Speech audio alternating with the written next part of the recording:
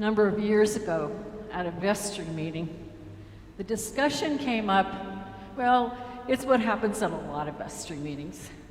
How are we going to get more people in our church? And this particular night, one of the options or topics that was discussed was putting one of those, those big signs that the Protestants have on their front lawn, where they announce the upcoming sermon with some snappy little title.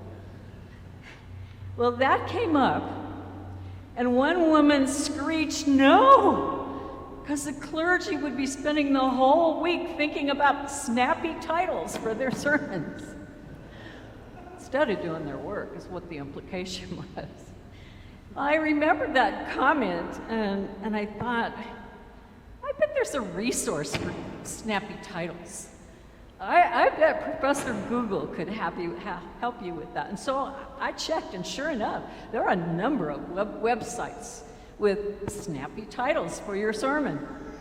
So today, I thought, I'm going to check out the suggestions for snappy titles for today's Gospel of Mary and Martha. And here's some of the options. The Hostess with the Mostess. A full course meal when a sandwich would do. M&Ms. Get it? Mary and Martha. Don't just do something, sit there. Someone's in the kitchen with Martha. And the last one that kind of actually caught my attention was Family Feud. Often in church, the interpretation of this gospel ends up pitting us, one sister against the other. The traditional teaching of the church has often had us rooting for Mary, the good and holy sister, and rooting against Martha, the bad and unspiritual sister. And this gospel does seem to be calling us to a life of contemplation and prayer and away from a life of action. You almost feel like Jesus is calling us all to run away to a monastery or a convent somewhere and become monks and nuns. But what about those of us who by necessity live very active lives? Are we supposed to let go of all our responsibilities in order to pray and be with Jesus? Do we just hope someone else takes care of us and our families? What would the world look like if it was full of nothing but contemplatives, all blissfully praying all day, every day? Who'd do the cooking? We might all be on a permanent fast. A preacher I know started a sermon on this passage by saying, if my mother could rip out one story from the Bible and throw it away, this would be the one. He was stunned when the whole congregation burst into applause. Apparently, it wasn't their favorite either. It's not an easy one for responsible, conscientious, active people to hear. I think that's because we don't understand it fully.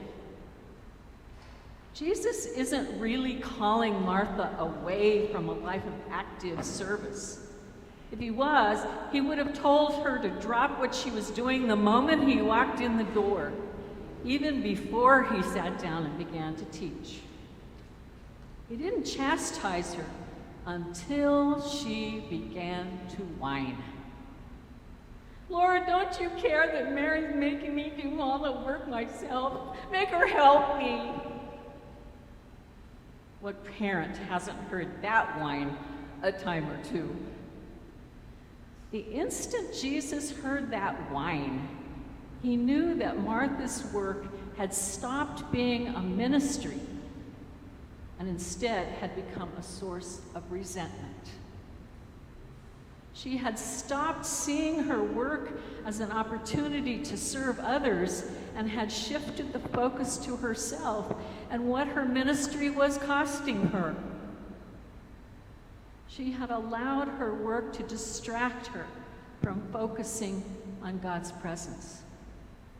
She had stopped seeing that in her work, she was serving the King of Heaven. Mary, on the other hand, had chosen the one thing necessary. She was attending to God. At that particular moment, she was doing that by sitting still at Jesus' feet. In the next moment, she could be doing the same thing while helping with the work. Jesus knew what Martha's soul was thirsty for, and he pointed it out to her. She needed to be in God's presence. There's a clever little poem about this gospel by Father Michael Kennedy, and it's entitled Martha's Vineyard, W-H-I-N-E, Martha's Vineyard. It must be amusing for the various authors who finally wrote the gospel accounts to listen to us as we join Martha in her whine about that selfish Mary, who would not even lift a finger.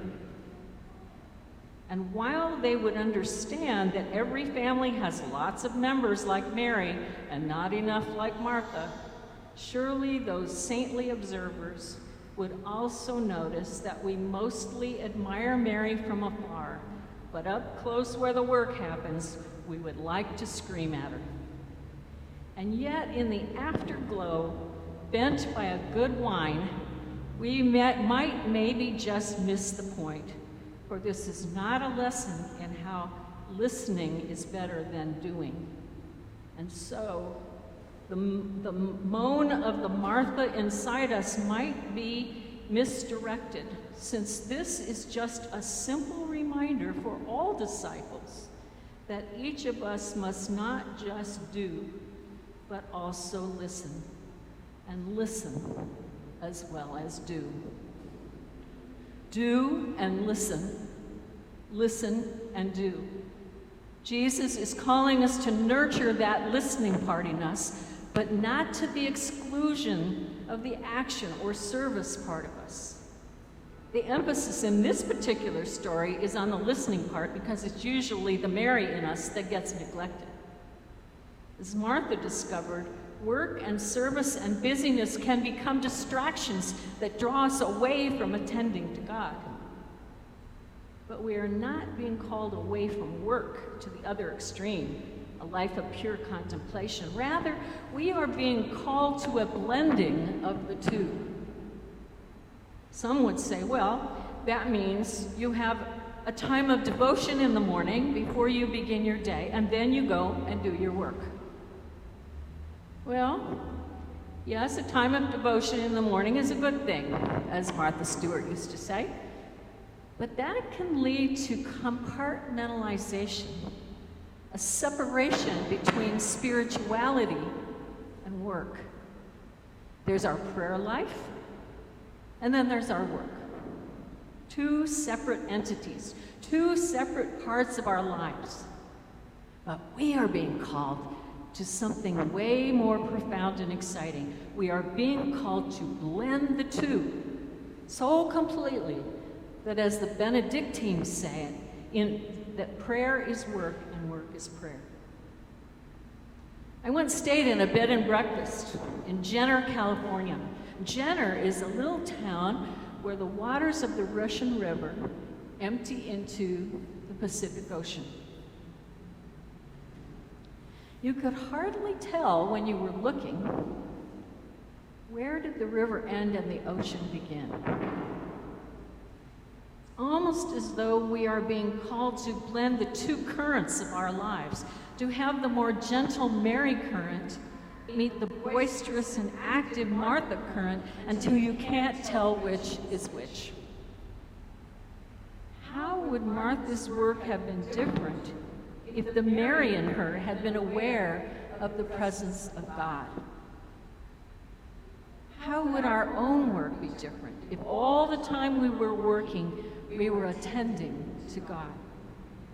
Is it even possible to do our work while being constantly aware of God's presence? Can we be Martha and Mary at the same time? Is it possible to do and listen and do? Well, there was a wonderful man named Nicholas Herman who said it was. Not only did he say it was possible, but he learned to do it so well that others were drawn to him by his holiness. Though he was a simple man, not very bright, and with a physical handicap as well, bishops, priests, monks, and lay people all flocked to him to learn how to do and listen, how to listen and do. Nicholas Herman is better known as Brother Lawrence, a French Carmelite monk who lived from 1605 to 1691. In the monastery in Lorraine, he was assigned to do the shopping, the cooking, and the washing. His heart's desire was to draw closer to God. He tried all the methods of prayer that were taught by the other monks and all the methods that had been handed down in the traditions of the church. But these required him to leave his work, and he was needed by the community to do this work. Finally, he gave up trying and found on his own a way in which he could be attentive to God and could experience God's presence, not just during prayer time, but at the time he was doing his chores in the monastery. And the joy and the peace that radiated from him was so beautiful that the other monks began to ask him about his spiritual practices. And people began to write him asking for spiritual direction. Some of those conversations and his letters of reply were gathered up in a book printed after his death, The Practice of the Presence of God. I encourage you to read it. It's a very short book, but it's the kind of book that you end up picking it up over and over and reading little nuggets from it. But in a nutshell, here's how Brother Lawrence practiced the presence of God. First, he said, you have to give yourself completely to God. Second, renounce all that is not of God. He said the heart must be empty of all other things to make room for God. Third, live as if the most important relationship in your life is the one between you and God. Think of God by day and night in business and at play. How? In your heart, have a continual conversation with God all day long. At first, it takes great diligence, he says, but soon it becomes a delightful habit. And fill your mind with gratitude for all that God has done for you, and ask for God's help on your endeavor. Then all during his work, he continued his conversations with God, asking for grace, offering everything he did to God. He said, even if I pick up a piece of straw on the kitchen floor, I do it for God. Making his love of God the purpose for every action he took. From time to time, offering his heart to God in the midst of his activity. If in the midst of his work he felt distant from God, he would pray little short arrow prayers like, my God, here I am, all devoted to you. Or, Lord, make me according to your heart. Or, and this is my favorite, Lord of all the pots and pans and things, make me a saint by getting meals and washing up the plates. Or, Lord, I cannot do this work unless you enable me. Yes, it's difficult to remember to continually keep God in your awareness. At first, it's very difficult, says Brother Lawrence. It was for me. But after he continued to do it for a while, it began to be as difficult for him not to think of God as it was at first to always be thinking of God.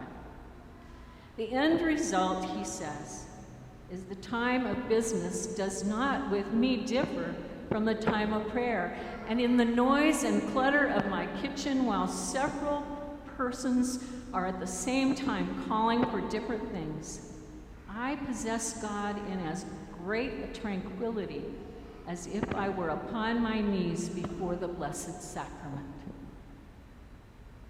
Isn't that what we all long for? Doesn't the Martha in us long to experience every moment of our lives as Holy Communion? As you receive Eucharist today, take the time to give yourself completely to God. Renounce anything that is not of God and is in the way of God's presence. And begin or renew an ongoing conversation with the one who loves us.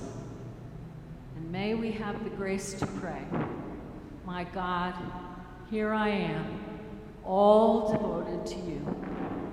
Make me according to your heart. Amen.